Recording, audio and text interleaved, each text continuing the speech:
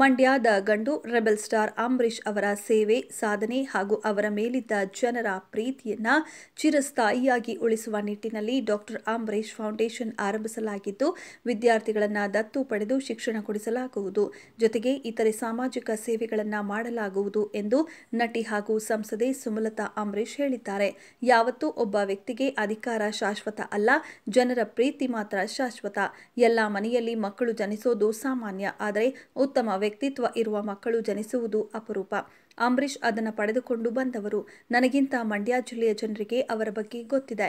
Doctor Ambareesh foundation ಸ್ಥಾಪನೆ ಮಾಡಿದ್ದೇವೆ. ಅವರ ಸಾಧನೆಗಳನ್ನು ಮುಂದುವರಿಸುವ ಉದ್ದೇಶದಿಂದ ಈ ಕಾರ್ಯಕ್ರಮ ಆಯೋಜನೆ ಮಾಡಲಾಗ್ತಿದೆ ಎಂದು ಮಾಧ್ಯಮಗಳಿಗೆ ಪ್ರತಿಕ್ರಿಯೆ ನೀಡಿದ್ದಾರೆ. ನಾನು ಮಂಡ್ಯ ಜಿಲ್ಲೆಯ ಸಂಸದೆಯಾಗಿರುವುದು ದೊಡ್ಡದಲ್ಲ, ಜಿಲ್ಲೆಯ ಸೊಸೆಯಾಗಿರುವುದು ಹೆಮ್ಮೆಯ ವಿಷಯವಾಗಿದೆ. ಈ ಜಿಲ್ಲೆಯಲ್ಲಿ ವಿವಿಧ ಕ್ಷೇತ್ರದ ಸಾಧನೆ ಮಾಡಿದ ಸಾಧಕರಿದ್ದಾರೆ. ಇಂದಿನ ವಿದ್ಯಾರ್ಥಿಗಳು ಸಹ ಸಾಧನೆ ಮಾಡಿದರೆ ಮುಂದೆ ಜಿಲ್ಲೆಗೆ ಮತ್ತಷ್ಟು ಉತ್ತಮ ಹೆಸರು ಬರುತ್ತದೆ.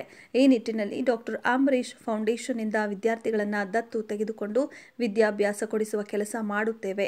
ನಮ್ಮ ಫೌಂಡೇಶನ್ ವತಿಯಿಂದ ಈ ಕಾರ್ಯಕ್ರಮ ಹಮ್ಮಿಕೊಳ್ಳಲಾಗುತ್ತೆ ಎಂದರು. ಇನ್ನು ಮಂಡ್ಯ ಜಿಲ್ಲೆಯ ಜನತೆ ಅಂಬರೀಶ್ ಅವರನ್ನ ಪ್ರೀತಿ ಅಭಿಮಾನ ಕೊಟ್ಟು ಬೆಳೆಸಿದವರು. ಅಂಬರೀಶ್ ಅವರನ್ನ ರಾಜ್ಯದ ಜನರು ನೋಡುವುದಕ್ಕೆ ಮುಗಿ ಬೀಳುತ್ತಿದ್ರು. ಆದರೆ ಅಂಬರೀಶ್ ಮಂಡ್ಯದವರನ್ನ ನೋಡಲು ಇಷ್ಟಪಡ್ತಿದ್ರು. ಅಧಿಕಾರ ಯಾವತ್ತೂ ಶಾಶ್ವತ ಅಲ್ಲ.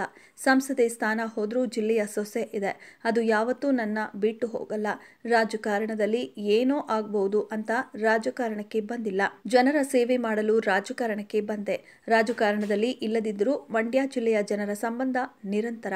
ಅಧಿಕಾರ ಶಾಶ್ವತ ಅಲ್ಲ, ಪ್ರೀತಿ ಶಾಶ್ವತ. ನಿಮ್ಮ ಸಹಕಾರ, ಆಶೀರ್ವಾದ ಎಂದೆಂದಿಗೂ ಇರಲಿ. ಫೌಂಡೇಶನ್ ಮೂಲಕ ಸಮಾಜಮುಖಿ ಕಾರ್ಯಕ್ರಮ ಆಗತ್ತೆ, ಕಷ್ಟದಲ್ಲಿರುವವರಿಗೆ ಸಹಾಯವಾಗತ್ತೆ ಎಂದು ಭರವಸೆ ನೀಡಿದರು.